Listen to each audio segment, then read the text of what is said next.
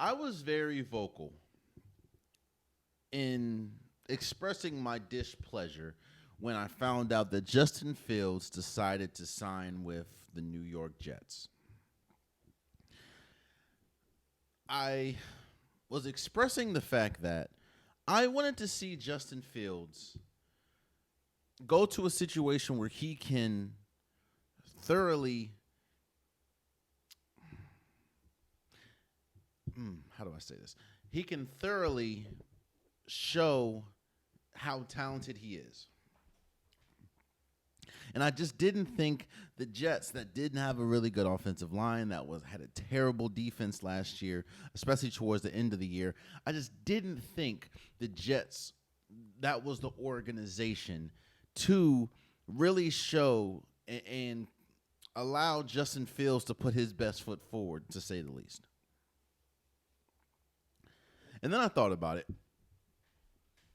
I sat on it. I looked at the roster. And I came to the conclusion that this is actually the perfect place for Justin Fields to be.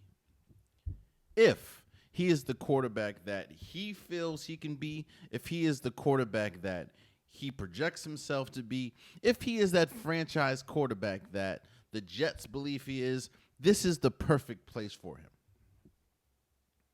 Now, yes, I think he did have an ankle injury or pinky toe injury or something like that.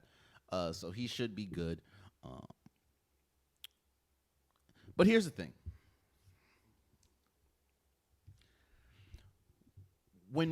A couple episodes ago, we talked about the quarterback ranking and how I think ESPN did a quarterback tier list or rankings list. And I talked about the gap between the top four and everyone else. The top four, in no particular order, was Patrick Mahomes, Lamar Jackson, Josh Allen, and Joe Burrow. And I said, while someone like Jaden Daniels, maybe someone like Matthew Stafford can be in that fifth spot, there is a wide gap between the fourth and fifth. Well, a quarterback that I don't think was anywhere close to the top 10 in those rankings was Justin Fields, and rightfully so. Justin Fields really wasn't able to put his best foot forward when he was with Chicago. You see, we get spoiled a lot by good quarterback play. We get spoiled watching the Patrick Mahomeses. We get spoiled watching the Lamar Jacksons. We get spoiled watching quarterbacks that can overcome bad situations. Not saying that the Baltimore Ravens is a bad situation. Not saying that the Kansas City Chiefs are a bad situation. But you have to be a special type of talent to be able to outplay bad situations. You don't see it too often because we talk about it. Football is the ultimate team sport, and it is extremely difficult for one person. Just how great. Perfect example. I know it's a completely different position, and we'll talk about them probably next episode. But it's almost no question that Myles Garrett is the best defensive player in football. You can argue maybe someone like T.J. Watt. You can argue maybe someone like Michael Parsons. But more people are going to say that Myles Garrett is the best defensive player in all of football. And again, I know that it's two different positions, but I'm kind of saying the same thing. Even having the best player on one side of the ball in all of football doesn't mean that he can overcome poor quarterback play or injuries or poor coaching. That's one reason why, as great as Myles Garrett is, he hasn't really accomplished anything outside of singular awards. Or let me back up. He has accomplished singular things, but as a team, the Cleveland Browns hasn't done anything with the best defensive player in football. It is almost impossible for one player to, even at the quarterback position, we've seen it a couple times, but even in those times, they may have won games, they may have made to the playoffs, but I don't know a team. If I'm wrong, I'm sure someone put in the comments. I don't know a team that is or a player that has been to a terrible situation, a bad coaching situation, bad team, and not just superseded that, but won and advanced deep in the playoffs and even made it to a Super Bowl. I don't know that. So when Justin Fields, damn, I went all the way around to say that. When Justin Fields was in Chicago, you just didn't have a good offensive line. You didn't really have weapons for him.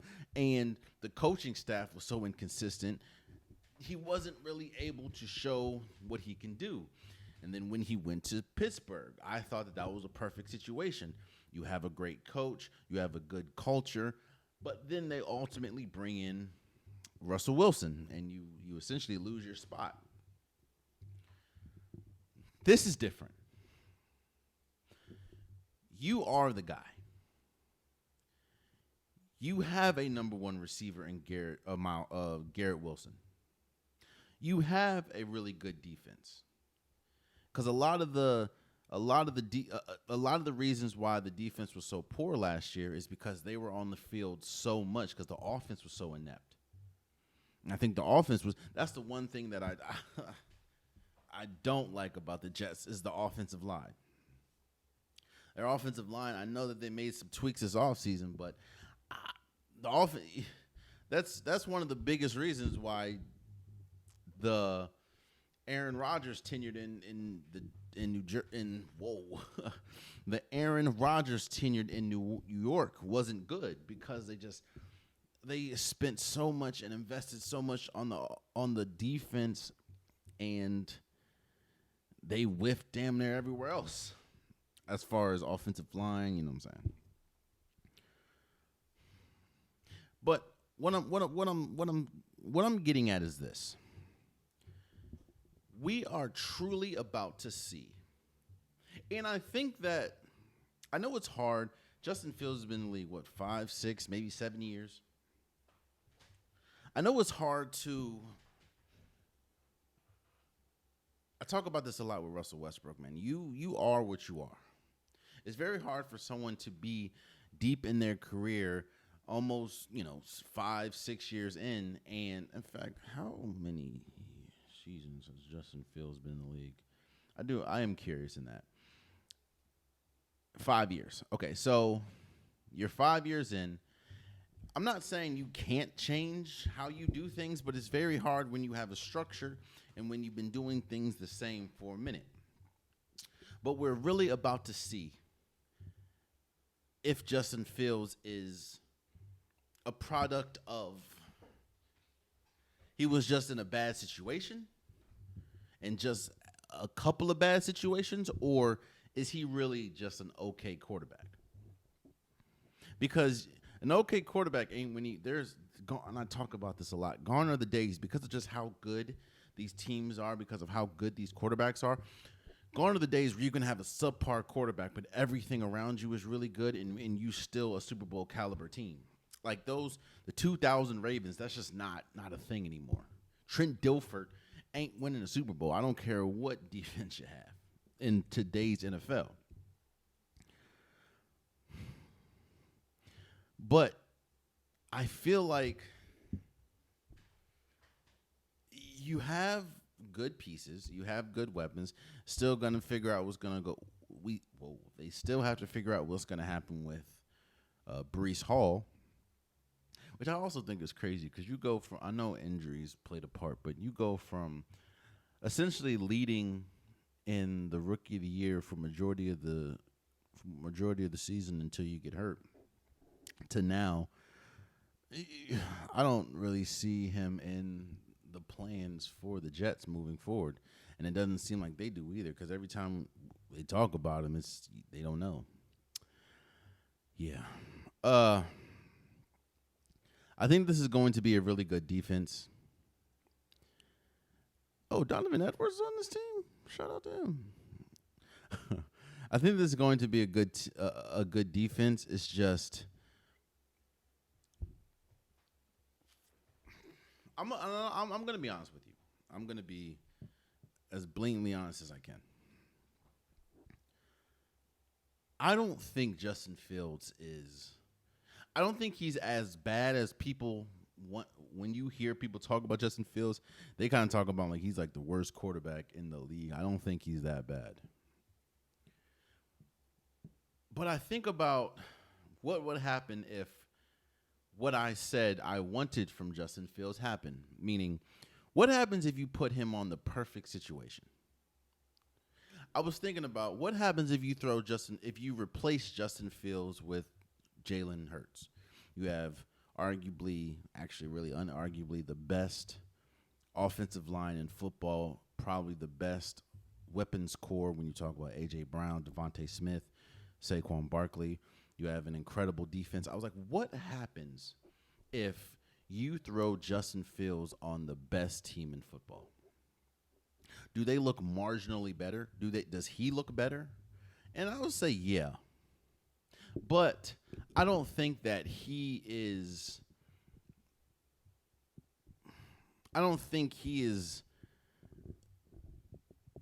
better than Jalen Hurts. I don't think that he can be the sole reason why a team wins. I haven't seen that. And even in college, even he did go to a national championship. A lot of the mistakes that he made in college, whether you talk about decision making, some of his vision is kind of off at times. You still see that today. I don't think Justin Fields is. Maybe he's not. I don't think Justin Fields is as good as I think he could be. But we're going to see today, or we're going to see this year. You have a new head coach in Aaron Glenn, who comes from the great team that is Detroit as a coordinator.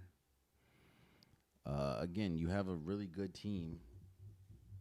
It's just, what are you able to do with this team?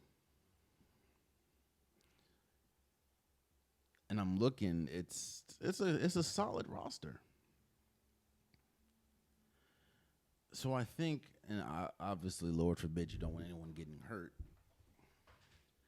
But I think that this is the situation that's going to show you either Justin Fields is really good, he just was in bad situations, or he's not as good as I may think he could be. We'll see. This is actually a bounce back. This is an important year for the Jets, man. I'm not saying that the Jets are Super Bowl contenders. I don't believe that. I don't even think that they're good enough to be second in their division, but it was last year.